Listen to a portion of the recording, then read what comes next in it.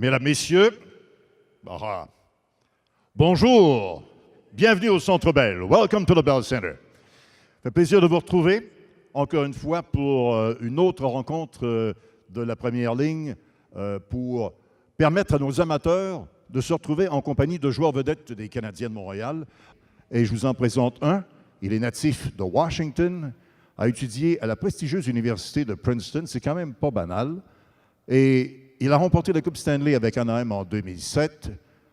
Un dur à cuire, petit, 6 pieds 5 pouces. On vous laisse grossir, je pense qu'on a réussi dans son cas. Mesdames, Messieurs, ensemble, accueillons Geoff Parros.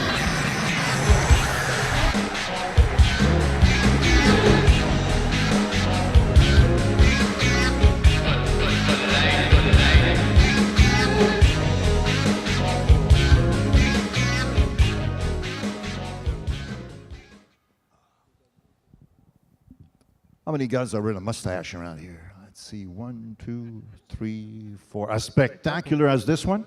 Probably not. They're all nice in their own way. George a été échangé aux Canadiens il y a de cela quelques semaines à peine.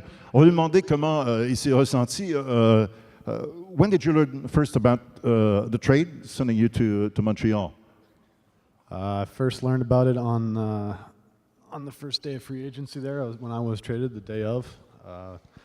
Totally unexpected. I was driving to Target with my wife and kids, and I got a missed call from Florida, where I was playing, and then I got a missed call from Montreal, so I thought something was in the air.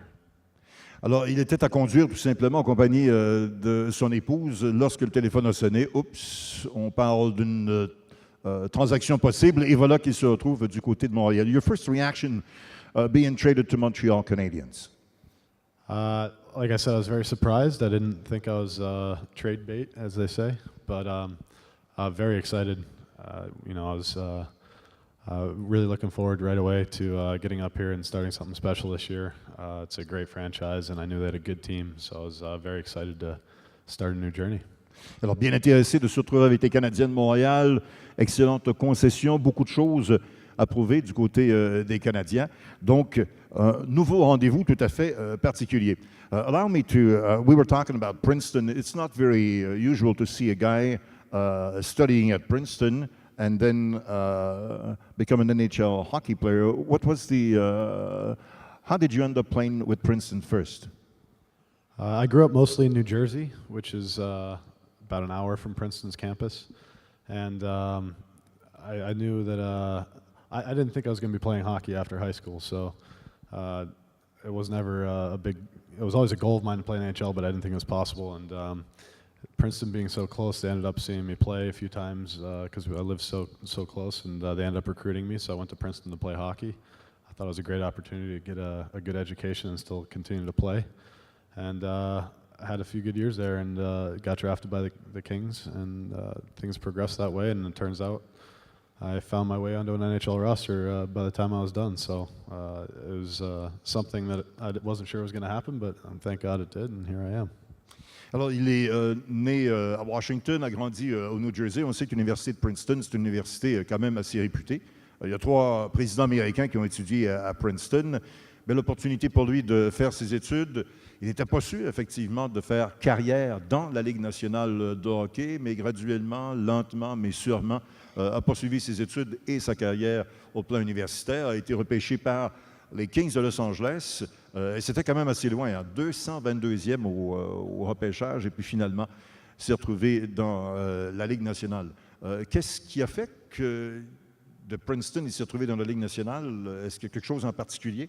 Is there one specific point that made you think that you'd be able to play in the NHL while playing with the Tigers? I used to go to development camps in the summer.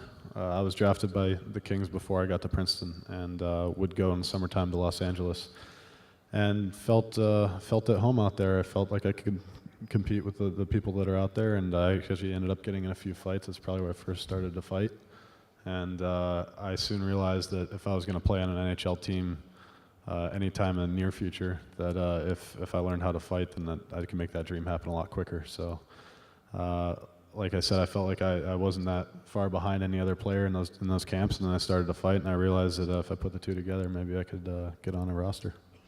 Alors, il s'est pointé au camp d'entraînement des Kings, et puis avec les gens qui étaient autour de lui, s'est rapidement aperçu que sa stature et sa façon de pouvoir jouer au hockey avec un peu d'éléments robustesse de la bagarre, que ça lui permettrait effectivement de se retrouver dans la Ligue nationale de hockey.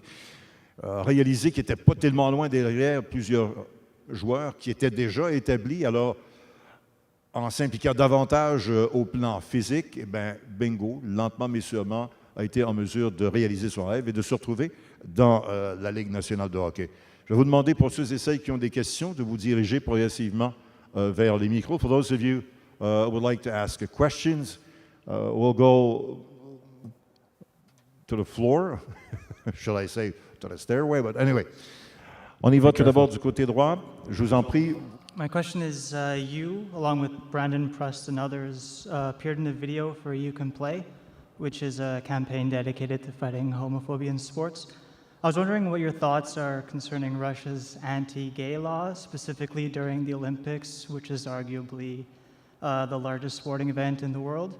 And if you believe North American athletes, not just the hockey players, should accept Russia's law or fight the homophobia, and if so, how?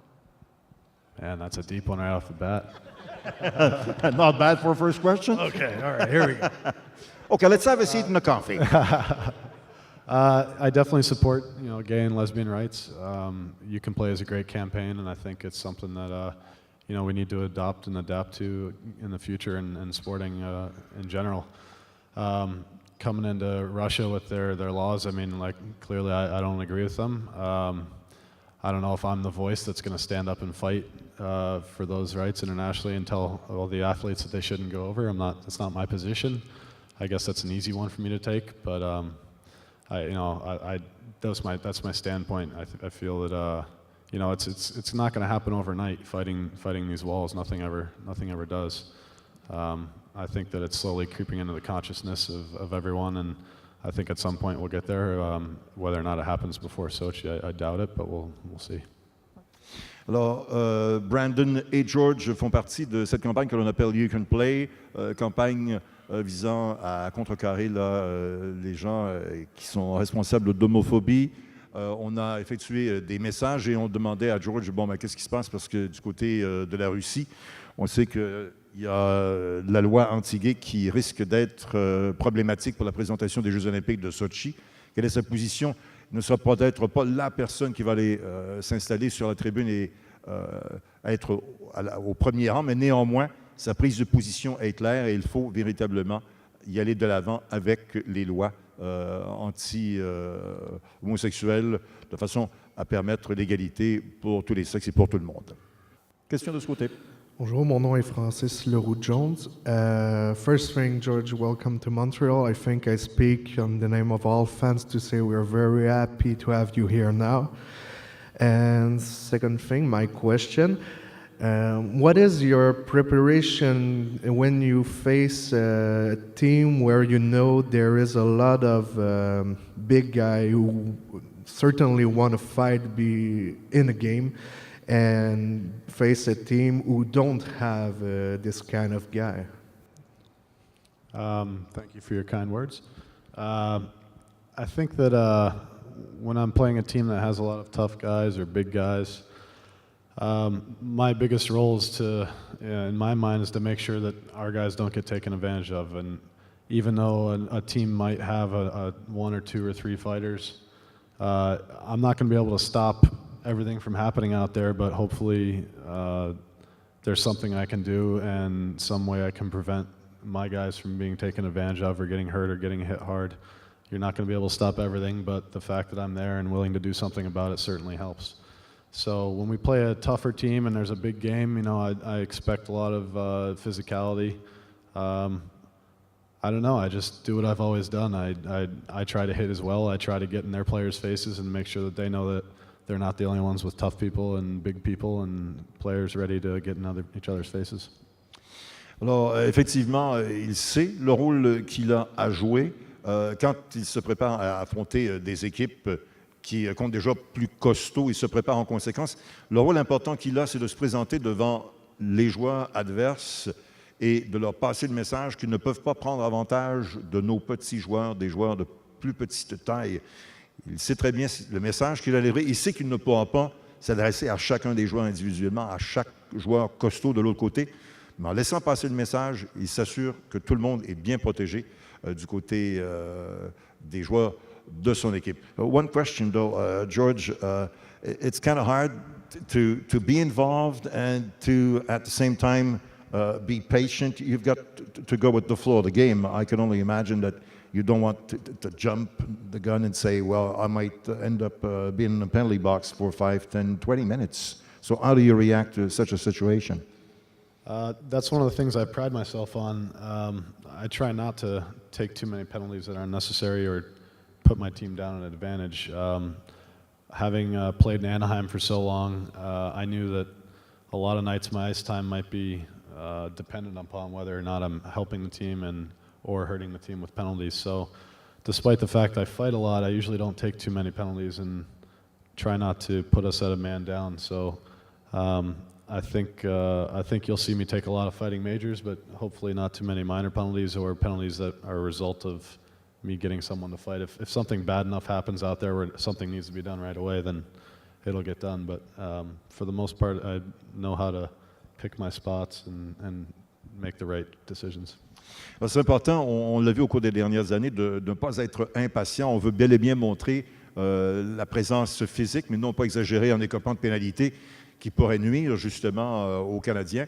Mais avec l'expérience acquise qu'il a dans la Ligue nationale de hockey, c'est peut-être pas nécessaire de réagir immédiatement. On peut être patient et choisir le moment opportun pour répliquer. Et c'est ce qu'il compte faire avec l'expérience acquise dans la Ligue nationale de hockey à ce chapitre-là. Question, je vous en prie. Good afternoon. Welcome to Montreal, and thanks for being here. What's your favorite road city to play, and what's your least favorite, and why? All right. Favorite road city is Nashville. Nashville, I'm a country music fan, and that's kind of like the mecca for country music. So there's not any hockey reasons why I like to play in Nashville, just the fact that there's good music there, and it's a fun place to play and be. Although their in-game entertainment can be fun sometimes. I've sat out a few games in Nashville before, so. You're going to get along with Carrie. What's that? You're going to get along with Carrie. Oh, is he a country music guy? Yep. Okay, so I don't even know that yet. Yeah, so, and like I said, I've sat out a few games in Nashville, and I've seen their in-game entertainment's very catered to the country music fan as well, so that would be the reason there. Least favorite place to play? Oh, man. Toronto? Yeah, right? There you go. I'm trying to think of the politically correct answer. Man, I don't like going to St. Louis. I don't know why. It's dreary. It's not much going on there, and every time, certainly there's a lot of fireworks on the ice when I've always played St. Louis, but just being in the city itself, and it's kind of like a stepping stone to the next city, I feel. Alors, les villes où il adore jouer et le moins jouer, la ville favorite, Nashville, ça n'a pas nécessairement rien à voir avec le fait de jouer contre les Predators, mais tout simplement parce que c'est un amateur de musique country. Et Nashville étant la mecque de la musique country, il a déjà eu quelques jours de congé alors qu'il jouait à Nashville et en a profité pleinement. Celle qui est peut-être la moins intéressante, c'est peut-être Saint-Louis, tout simplement une espèce d'étape pour se rendre dans une autre ville avant d'y jouer. Mais effectivement, Geoff Molson, c'est un amateur de musique country, ce qui a fait sourire notre personne qui posait la question. Peut-être qu'il va bien s'entendre avec Carey Price, qui lui aussi est un bon amateur de musique country. Je vous en prie, monsieur, de ce côté-là. Bonjour, mon nom est Alex. Hi, George. Welcome to Montreal. Have any former Canadian enforcers like Chris Nyland reached out to you and offer any advice or explain what it's like to be an enforcer in Montreal? Because this isn't your average hockey market. You, right now, are being placed on a pedestal by us fans more so than any other of your teammates. And would you welcome any such advice? The only person that's contacted me is George LaRocque. Did he really? No, other than that, no, I haven't heard from Knuckles Nyland at all, but I respect what he's done here. I understand I still haven't seen the movie that's out on him, but I've been waiting to see it. I know this is a place where people favor the fighters, and I'm certainly looking forward to playing here and fighting here and all the rest that comes with it. But I was just really excited, and if any of those guys want to say hi, and I'm always welcome to talking to and sharing stories and getting advice from older guys. Alors, on posait la question à George, est-ce qu'un gars comme Chris Nyland, bien connu pour ses talents de boxeur à Montréal, est entré en communication avec lui? Il a dit non, il dit le seul à qui j'ai parlé, c'est peut-être Georges Larocque, mais sans blague, il sait l'importance qu'un joueur comme lui va avoir au sein de l'équipe. Il sait à quel point les amateurs vont lui vouer une admiration sans borne avec le rôle qu'il va tenir au sein de l'équipe, mais va accepter avec plaisir de rencontrer ceux qui ont tenu le même rôle au cours des saisons antérieures avec beaucoup de plaisir. Madame, je vous en prie. Bonjour, mon nom est Joanne Bombardier. Bienvenue. Okay, what I would like to know is, because of the way you play, how does your mother, your wife, and kids feel about it? My kids are really happy because they're in the playroom usually throwing balls around. So. How old are they? I have 2-year-old twins, so yes. My mother, I think I've sat with her during sporting events before, and certainly when my brother's playing. So if that's any indication, she's a mess in the stands. She goes crazy, not excited, crazy, kind of on the edge of her seat. My wife likes when I get in fights, so I guess that's why we're married. Alors, on posait la question, comment est-ce que ta mère réagit, comment est-ce que tes enfants réagissent et ton épouse? Dans les 3 cas, il n'y a pas vraiment de problème. Sa mère, notamment, se retrouve souvent dans les arénas pour assister à des matchs. Elle se retrouve souvent sur le bout de son siège. Et son épouse adore ça parce que Geoff Molson, elle l'a peut-être marié à cause de ses talents de boxeur. On y va d'une question de ce côté-là. Bonjour, mon nom est Dadin Lessard. The people from Ottawa that are Montreal Canadian fans are saying hi and welcome to the Montreal Canadian team. My question is, could you talk to us about the hardest moment you had to live during your NHL career and how you overcome it? And what was your best moment since you've been in the NHL?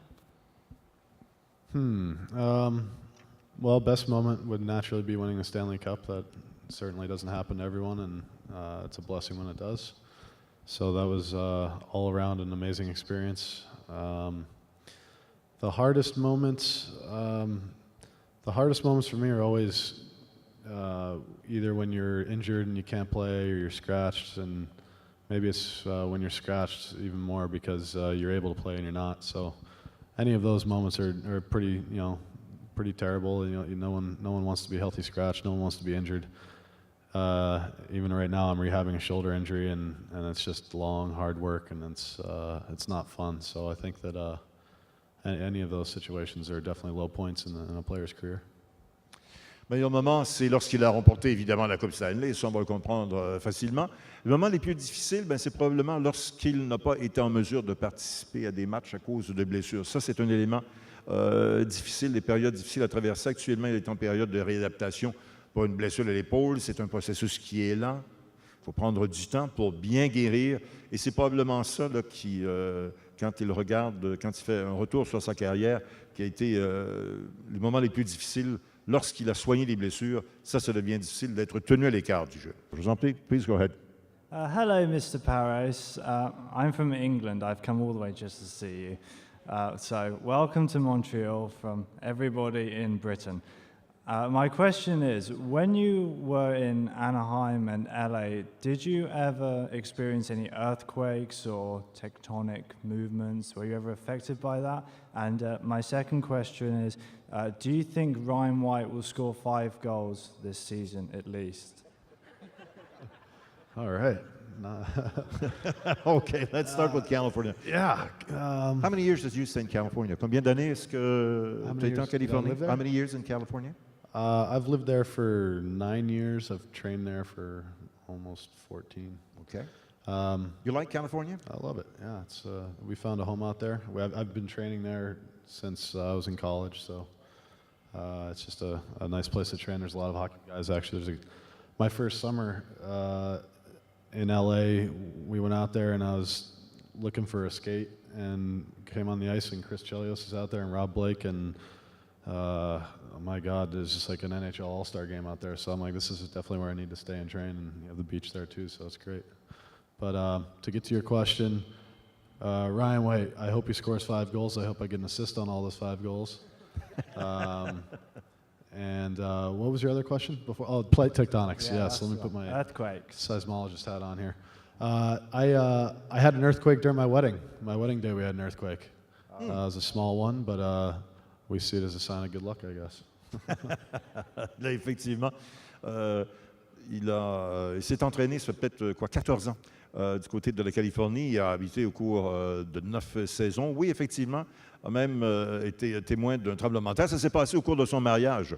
Deuxième question, est-ce que Ryan White va au moins compter 5 buts au cours de la prochaine saison? La réponse, c'est assurément, parce qu'il a bien et bien l'intention d'être celui qui va obtenir les passes sur les buts de Ryan White au cours de la prochaine année. Thank you for your question. Je vous en prie, mademoiselle. Hi, my name's Ashley. I just have a random question. I know a lot of hockey players make bets about who has the best mustache during November. Have you ever lost that bet? No one ever bets me. But, I'm sure not. truth be told, there's plenty of mustaches out there that actually beat mine during the month of November, because although I keep mine year-round, there's some guys out there that can grow a pretty mean one in a short period of time, so that's their advantage. I'm just the only guy that has the guts and the fortitude to keep growing it through the whole season. So, Well, kudos. I always encourage people to grow them, and I guess I haven't lost too many, but I always hand out prizes for the player on the team who wins the best mustache for the month. So. On parle bien sûr de cette campagne Movember avec les moustaches pour venir en aide aux fondations pour le cancer de la prostate. George est un exemple plus que flagrant, mais lui conserve sa moustache tout au long de l'année et mentionne qu'il y a des joueurs qui obtiennent des résultats quand même assez intéressants pendant le mois de novembre seulement. Il y a même des paris qui sont engagés dans la Ligue nationale de hockey pour savoir qui aura la meilleure, mais généralement, il est assurément celui qui remporte la compétition. When did you grow that mustache? Years and years ago? Would you like to hear the story? Yeah. I grew it in college when I could first actually grow one, and it was pretty weak back then. But I would grow it for fun sometimes. And after my first year in the NHL playing for the Kings, I went to Las Vegas and I grew a mustache out for the trip to Vegas for fun. And I came back and started training back at the facility, and our new coach had just been hired, and he told me he really liked the mustache, so I told him I was going to keep it for training camp. So I kept it for training camp, and they cut me. I only played 2 games that preseason. One of them was against Colorado because I was injured, and I got picked up off on waivers by Colorado. So naturally, I shaved my mustache when I got to the new team. I didn't want to show up like the new guy with a mustache, like I was joking around or something. So I show up in the locker room. Joe Sakic is the first guy that meets me, and he goes, "Where the heck's the mustache? We've been dying to see this thing, and you shaved it off." So I grew it back for him, and it's been there ever since. Alors, l'histoire est intéressante. Coupé, pas coupé, on participe à un camp d'entraînement, il se retrouve à Vegas, se fait pousser la moustache, se retrouve à Los Angeles. L'instructeur aime bien les joueurs qui jouent avec des moustaches. Malheureusement, il est retranché de l'équipe après 2 matchs seulement, échangé ensuite du côté du Colorado. Il s'était rasé la moustache pour être sûr que ça ne portait pas malchance. Il arrive là, il se retrouve avec des joueurs qui ont des moustaches et finalement a décidé tout simplement de laisser la moustache en place depuis. Une autre question, monsieur, je vous en prie. Hey, George, thanks for being here. I have 2 quick questions. First off, what's the toughest fight you've ever been into? And second question, I think I speak on behalf of everyone here. We've been waiting for this for way too long. Can you promise you're going to kick Luch's ass? Please. Yeah. Please. Yeah. I make no promises, I hope, but there's no promises in this game. Let's see here. The toughest fight. I'll give you pro fight and NHL fight. The pro fight, there's a guy, Steve McLaren, in the minors, and he was tough as nails, and he wasn't huge, but his head was a cement brick, and I punched it and pretty much broke my knuckle on it, and it swelled up like a baseball for a week. He played in the minors. He played in Worcester for the Ice Cats. His name was Steve McLaren, and I don't think he ever played in the NHL, but.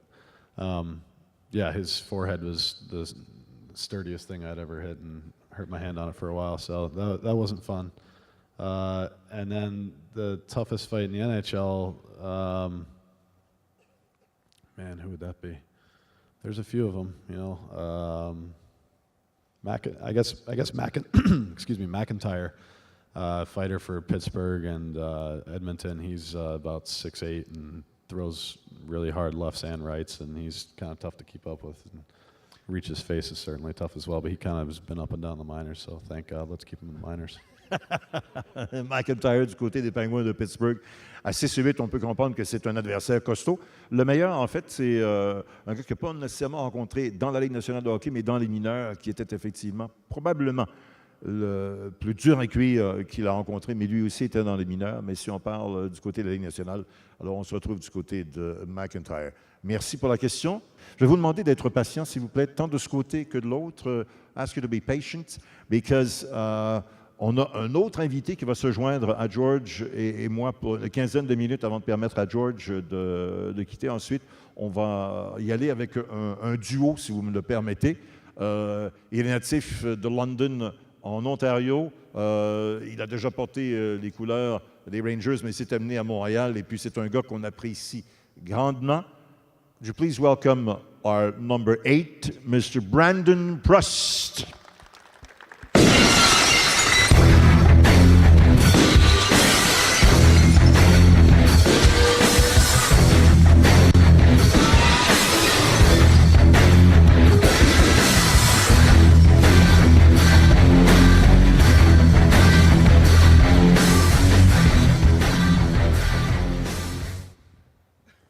Bienvenue, welcome. Merci. Brandon, do you know George? You two guys played together before? We've played against each other, kind of when I was just breaking into the league. When I was out in Calgary, played him a couple times, but always tried to stay on his good side. You know, how you doing tonight, George? Good to see you. And yeah, but never played with him. Alors, ils ont jamais joué ensemble et Brandon mentionne qu'effectivement, quand ils ont joué l'un contre l'autre, ils préféraient être de l'autre côté, pas nécessairement être face et être confronté à George Parros. How did you react when you first learned that George was coming to play with the Montreal Canadiens? Well, I was definitely pretty happy. You know, it's good to have someone who kind of shares that role with you. So, you know, sometimes some games there's some big boys out there that, you know, I worry about, and, you know, it's good to have him here so we can kind of take them on together. Alors, effectivement, soulagé, est-ce qu'on peut dire, de voir George arriver, parce qu'avec les costauds des autres équipes qui arrivaient ici, avec qui venaient bardasser un peu ce qui se passait du côté des Canadiens, là, maintenant, on sent que Brandon est vraiment soulagé. And Brandon, with the arrival of George, obviously, you guys are looking forward to the playoffs in the coming season, even though it's going to be a little different considering the fact that we'll play a full season this year compared to last year. Yeah, it's going to be, you know, full 82 games, but it's still going to be a lot of hockey. I think we're still averaging, you know, last year we averaged 3.3 games a week, and this year it's like 3.1. So it's still going to be a lot of hockey for just a longer period of time. And, you know, that's kind of a different approach. Last year was kind of a sprint to the playoffs, and this year, you know, you're going to go through your ups and downs, and we got to make sure that we're up. You know, if we get down, we got to get right back up. So that's the most important thing. Alors, on parle d'un sprint. L'an passé, à cause du lockout, c'était véritablement un sprint pour se rendre aux séries éliminatoires, tandis que cette année, ça va être un petit peu différent comme perspective et ça va donner, sans aucun doute, quelque chose de très, très, très différent au niveau de la présentation de la saison comme telle. So I would ask you guys to ask questions for both George and Brandon for about 10 minutes. Then I'll interrupt the Q&A. So we'll sign T-shirts that will be offered to our fans. Then we'll proceed and keep on the Q&A with Brandon only. Alors, des questions pour les deux, for both, OK? Allons-y. De l'autre côté. Bonjour, mon nom c'est Michel Savoie. I drove down this morning from Ottawa.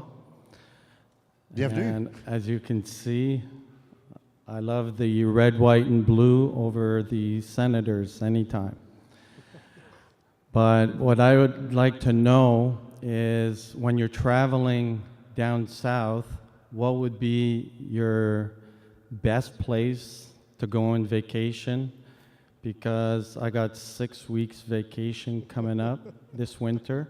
So I just want to know your favorite vacation place. I have a rental in Florida if you'd like to use it still. He lives south. He vacations north. A rental in Florida. I mean, for me, I'm a big fan of Arizona, Scottsdale.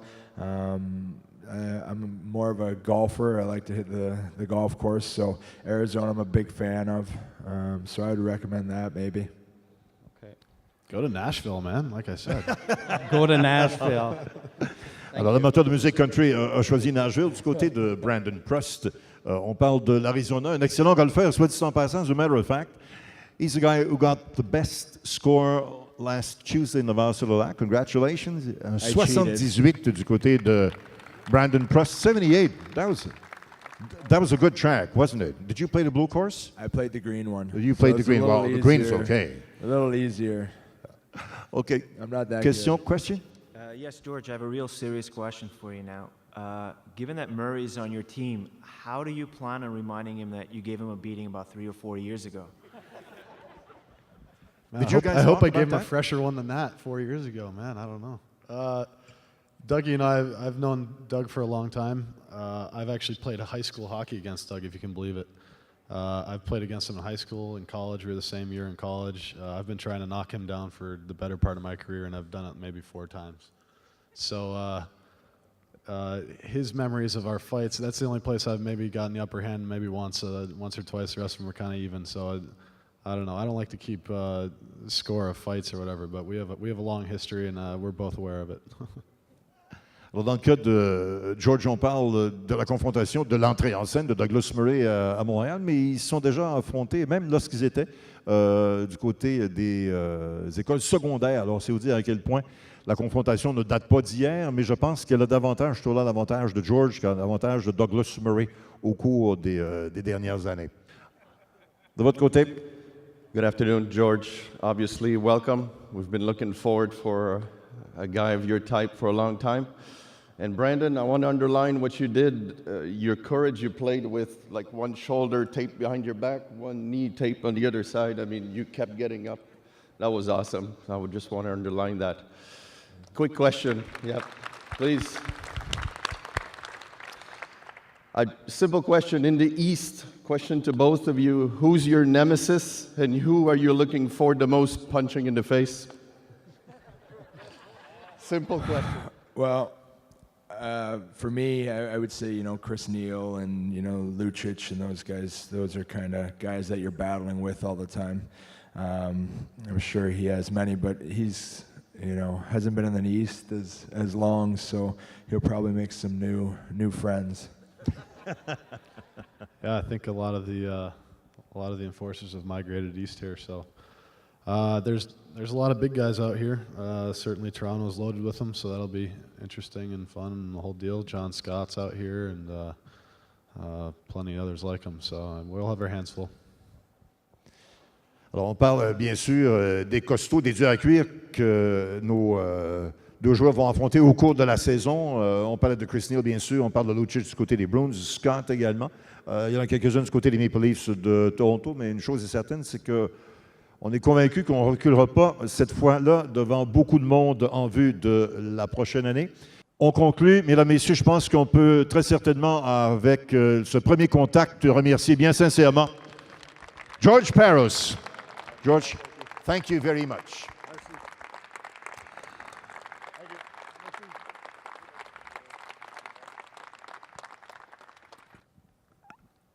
As a matter of fact, we had a question about the injuries and the way you played during the playoffs last year. Injury-wise, everything's okay? Everything's back to normal?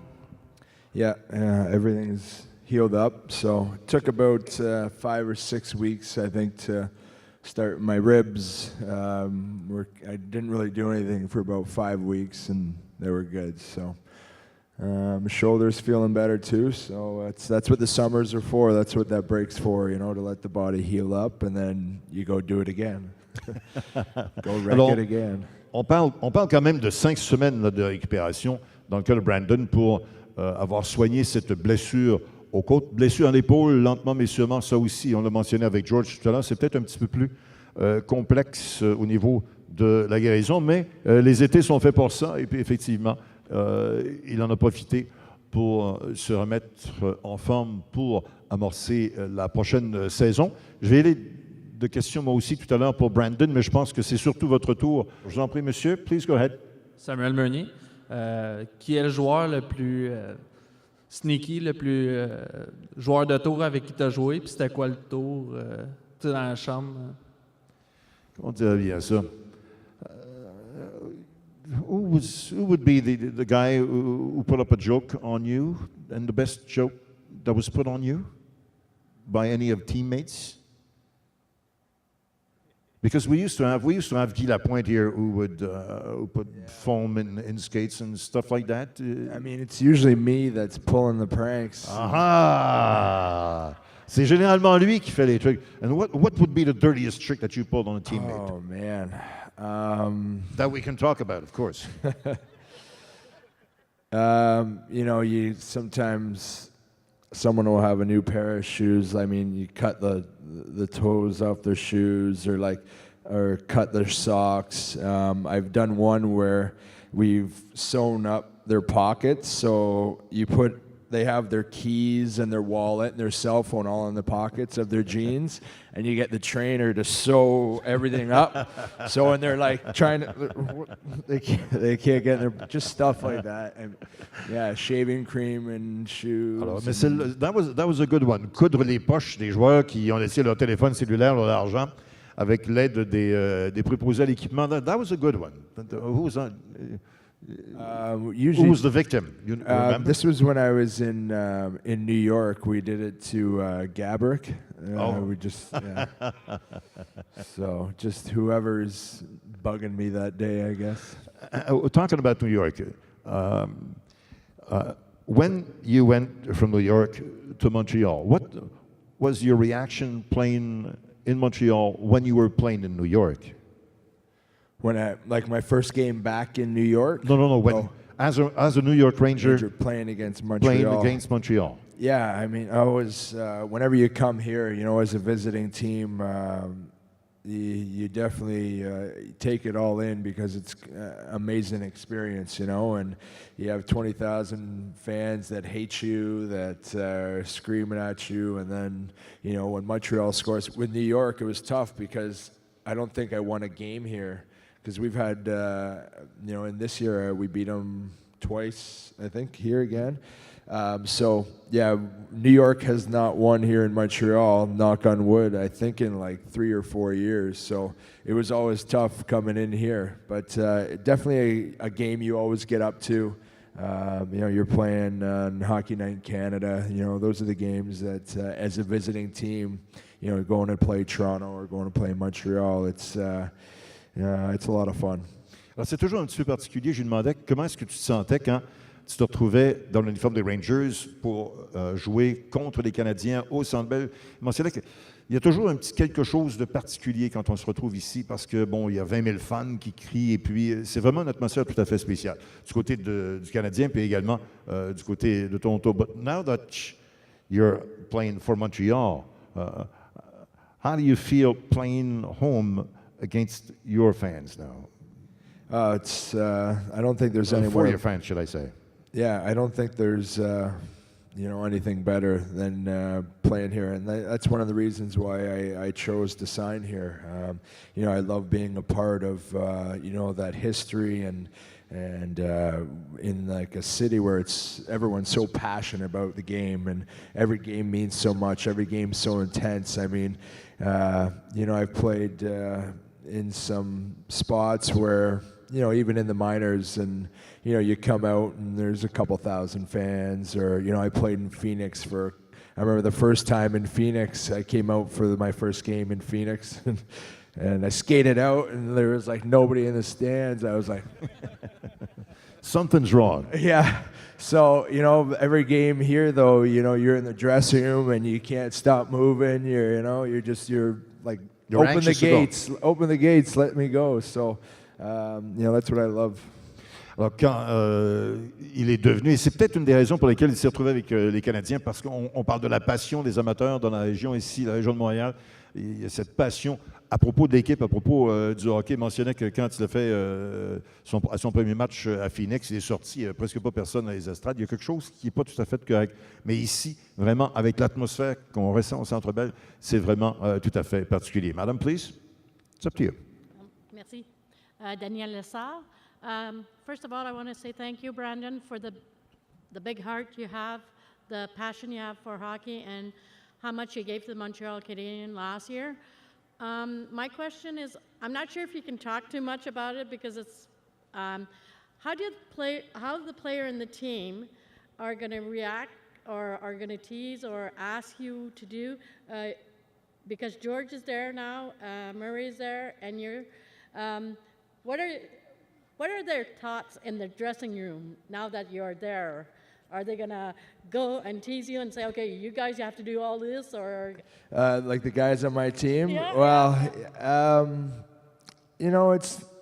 there might be some teasing, but it's more of a respect thing. So they know that, the job that we do is hard, and so there's really no pressure or anything like that, and they know that we take it serious, especially, if you lose a fight, I don't know if there's anybody, like, if I lose a fight, I'm really actually not happy at all. So if someone bugs me about them, I'm probably going to punch them. But, no, everybody's fun. And, everybody in hockey, we respect what we all do. And there's a lot of teasing going on. But at the end of the day, it's when it comes down to business, they know we all trust each other, and we all trust that we're going to do our jobs, and that's what makes a good hockey team. On parlait de la présence de Brandon maintenant avec Douglas Murray et avec George Parros. On disait, comment est-ce que les autres joueurs sur l'équipe réagissent à la suite de votre présence à tous les trois? Il a dit, écoutez, c'est sûr qu'on a un rôle à jouer. Quand on joue, on s'agace quand même. Puis il n'est pas question de se faire tirer la pipe, même si à un moment donné, on perd un combat parce qu'on n'aime pas ça. Mais dans l'ensemble, il y a une question de confiance, il y a une question de motivation, puis il y a une question de respect des autres joueurs qui sont impliqués. Et ils se rendent bien. Any of the players go to you and say, well, thank you for what you did during the game. Do you experience that often? Yeah. And it's sometimes it's not even words. It's just even a tap, a guy coming out of his way to give you a tap. But whenever you stick up for a teammate, especially, they're usually coming up right after and going, "Thanks, man." Even any fight, you come back in the dressing room in between periods, and everybody's like, "Great job, great job." So it doesn't go unnoticed. Everybody really respects when you make that sacrifice, and you're putting your face on the line. So, and I do the same. As soon as someone gets in a good tussle, I'll be the first one to go over the penalty box and give them a tap on the glass. Because it shows a lot of courage. So.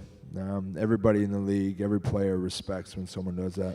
Ça, je posais la question, est-ce que les joueurs vont te voir, est-ce qu'ils te remercient d'avoir posé un geste, de se porter à sa défense, ça fonctionne comment?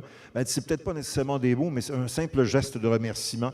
Aller voir quelqu'un en banc des punitions, lui adresser une tape dans le dos, quelque chose comme ça, pour vraiment le remercier, parce que ça prend quand même du courage pour faire ce travail-là, pour aller défendre ses coéquipiers au terme d'une bagarre, quand la période est terminée, juste d'aller le voir dans le vestiaire, de le remercier. Juste un simple geste comme ça, c'est un geste de confiance qui est toujours bien apprécié de la part des joueurs comme Brandon. Am I mistaken, or do you indeed train with a good friend of yours, Stan Stout, from the UFC?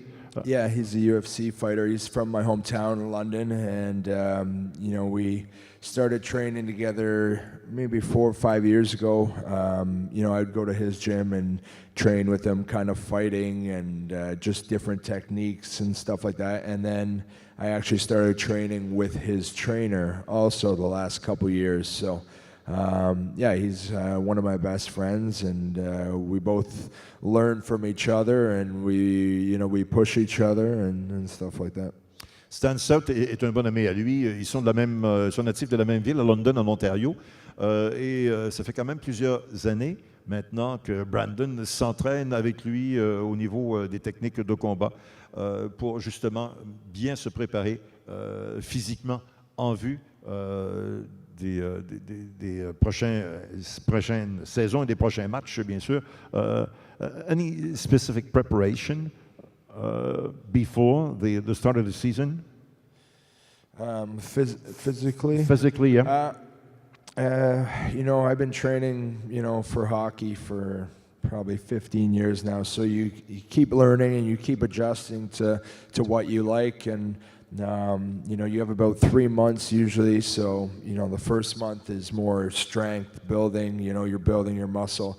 And then you start turning it into, fast muscle fiber to it, stuff like that. So, also your cardio is huge too. So once August kicks around, then I start doing mostly, a lot of cardio, whether it's bike rides, running, sprints, and that last 6 weeks kind of going into camp, I think is very important. And, you're making sure you get a lot of skating in as well. OK, alors on parle de préparation en vue de la saison comme telle. Première étape, c'est davantage du côté de la musculation. Progressivement, on change de rythme pour y aller au niveau de la vitesse. Et puis, dans les dernières phases de la préparation physique, c'est davantage du côté du cardio pour arriver au camp d'entraînement et être prêt pour la saison. Je vous en prie, please go ahead. Having been a Habs player for a season now, what do you think is the biggest misconception league-wide, player-wise, though, about actually being a Hab? That's a tough one, because for me signing here, I kind of knew what I was getting into. I knew how much. How the city loves their hockey and how passionate it was. But until you experience it, you really don't know. It was even more than I thought and I anticipated. But from other players, looking at Habs players, is that what you're saying? Or before you were one, or when? I mean, it could have asked George Parros this too, but something that you envision that isn't quite true, or that's the opposite of, you get poutine at every dinner or something, random like that. Not quite that. But. We do get poutine every dinner. No.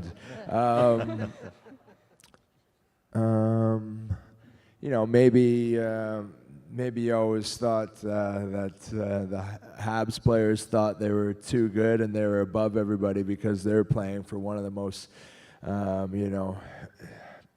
storied franchises in history. So, but definitely, not true. I know since I've been here, I've really got to know the guys, and we got a good, hardworking bunch, and guys that don't take it for granted that they're playing here. I mean, everybody's very happy to be playing here, and they wear that CH with pride, and nobody, all we want to do is bring this city the 25th Stanley Cup. So. It's something that was very true to me. Alors, une conception peut-être fausse conception. Quand on regarde le portrait des Canadiens depuis l'extérieur, il mentionnait peut-être le fait que les joueurs qui sont ici se pensaient meilleurs que d'autres, alors que ce n'est pas du tout le cas. Lui est arrivé ici avec véritablement la passion, a été surpris et a été même renversé de voir à quel point il y avait plus de passion qu'il pouvait se l'imaginer de la part des amateurs. Et puis effectivement, fausse conception que de penser que tout le monde ici pense que parce qu'on joue pour le Canadien, qu'on est meilleur que d'autres, on doit travailler très très fort pour en arriver à de bons résultats et obtenir éventuellement cette 25e Coupe Stanley. Monsieur? Bonjour, Anthony Geoffroy. Moi, je voulais savoir, dans le fond, le joueur qui a trouvé le plus impressionnant à jouer contre dans sa carrière. The guy you played against to impress you the most? That I played against that impressed me the most. Yeah. I would say, obviously, you know, Crosby and Ovechkin, those guys are everybody knows how good they are, and, you know, it's no real surprise, but guys like Datsuk, you know, Patrick Kane, and guys like that are just, you really struggle to even get a handle on. But, I mean, Ovechkin is abnormally strong also. Like, you know, trying to hit him it's like trying to knock over a brick wall. He's really, really strong. That's one thing that I didn't know until I started playing with him and having battles. You know, it's incredible how strong he is. Alors, Ovechkin est un gars qui est vraiment très puissant, très fort. On lui demandait les joueurs de puissance qu'il a affrontés. Bien sûr, on parlait de Sidney Crosby, Pavel Datsyuk pour nommer ce genre de joueur-là. Mais Ovechkin est peut-être celui qui a le plus de puissance auquel il a été confronté. What would be, to your point of view, the most underrated player in the NHL? A guy that's really surprising. Le joueur le plus sous-évalué contre qui il a joué, peut-être? It's a tough question. Other than myself, yeah. Yes, of course, because we had the answer as Brandon Prust. Yeah, I know. Yeah. I'm trying to think. Most underrated. The guy that you'd like to have as a teammate because you know that day in, day out, yeah, you get things done for your team. Yeah. I'm getting there. Hold on. You know, actually, I played with him. Dan Girardi, he's and even Ryan McDonough, the two defensemen with the Rangers. Both very good defensemen. Block shots like I've never seen. Like it's incredible. So then, you know, they kind of go unnoticed. You know, you're not going to see them too much offensively, but I would say, you know, maybe one of the best deep pairings in the league. On parlait du duo de défenseurs, McDonough et Girardi du côté des Rangers de New York. Des gars qui ne sont pas nécessairement étincelants du côté de l'attaque, mais qui, à tous les matchs, là, vont vous donner d'excellents résultats. Monsieur, je vous en prie, c'est à vous. Your turn. Richard Lachance. Il y a certains journalistes à Montréal, dont Régent Tremblay et plusieurs autres, qui ne vous classent pas dans les séries éliminatoires. Moi, je pense que vous allez les faire. Pensez-vous que vous allez être aussi motivé que l'an passé? Puis en passant, votre femme est très jolie. Merci. A few reporters say that you guys won't make the playoffs.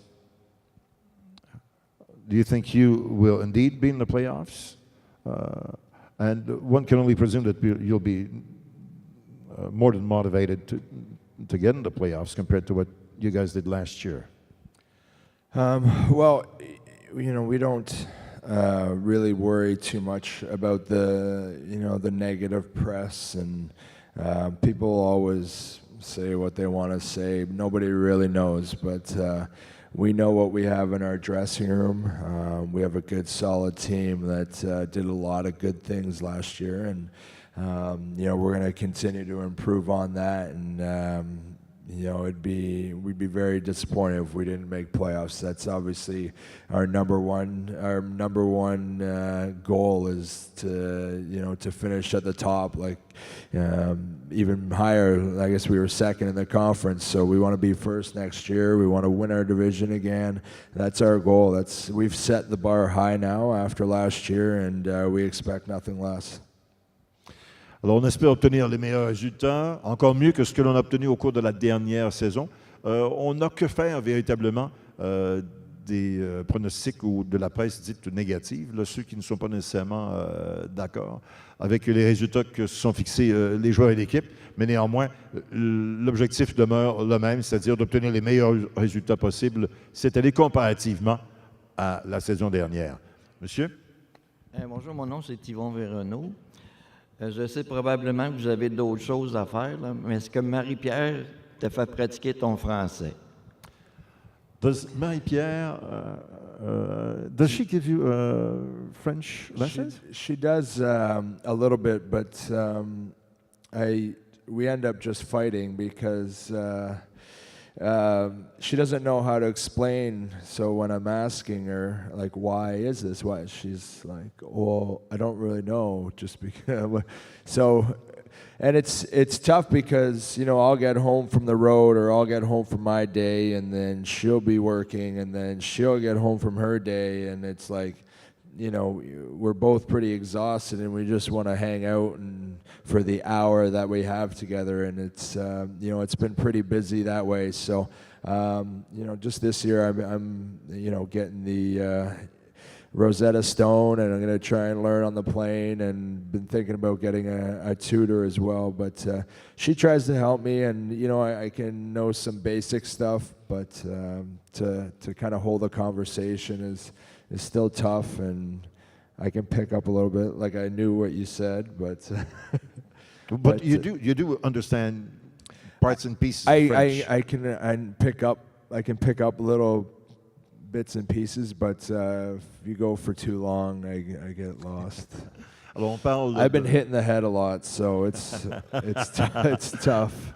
On parle d'horaires quand même assez particuliers avec Brandon et avec Marie-Pierre. Lui a ses heures de travail, elle aussi. Alors c'est difficile d'avoir une vie commune qui permettrait là, de véritablement y aller avec l'enseignement du français, mais il parle du système Rosetta Stone, qui est un excellent programme d'apprentissage linguistique.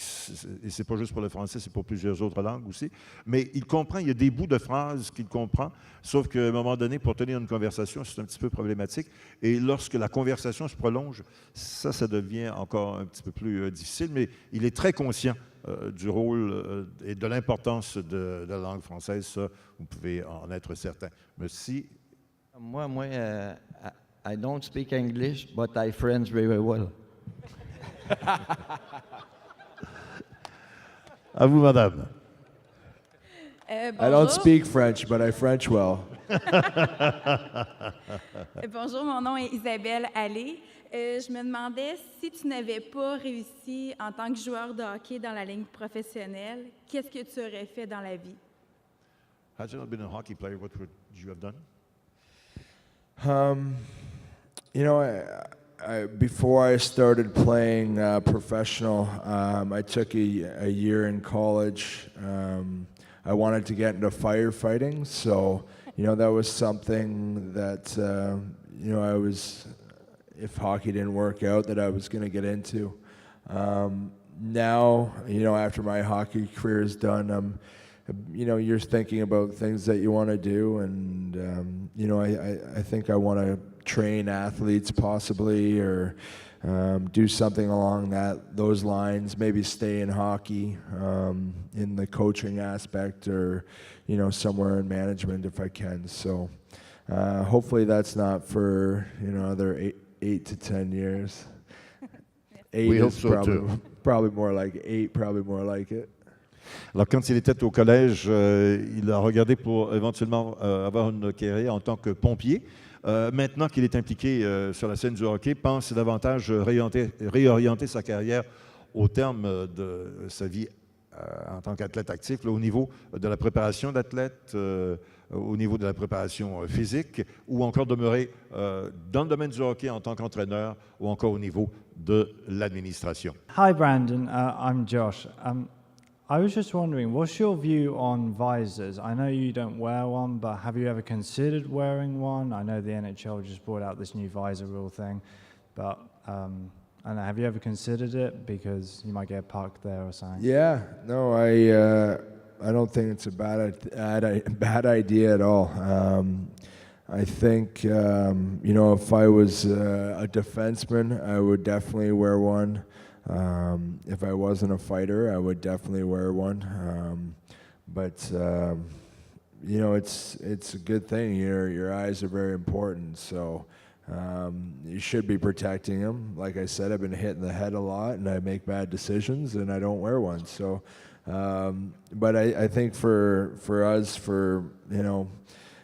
if you're a guy in my role, it's kind of been an unwritten rule that you're not wearing a visor. So I don't think I'll ever put one on unless they make us. Okay, thank you very much. Alors, on parle pour ou contre les visières. C'est sûr que pour un défenseur, c'est préférable. Évidemment, on parle du niveau de protection, mais quand on parle des bagarreurs, la situation est différente. Il y a comme une espèce de règle non écrite qui veut que les bagarreurs ne portent pas de visière. Il y a aussi des pénalités qui sont imposées à des joueurs qui déclenchent des bagarres et qui ont des visières. Alors ça peut être un facteur déterminant, mais il préférerait, il serait favorable au port de la visière. Madame? Lucie Bouchard. Brandon, j'aimerais que tu m'expliques, durant une game, est-ce que c'est toi qui décides un combat? Est-ce que c'est les autres joueurs qui te donnent une pression pour que tu fasses un combat ou le coach?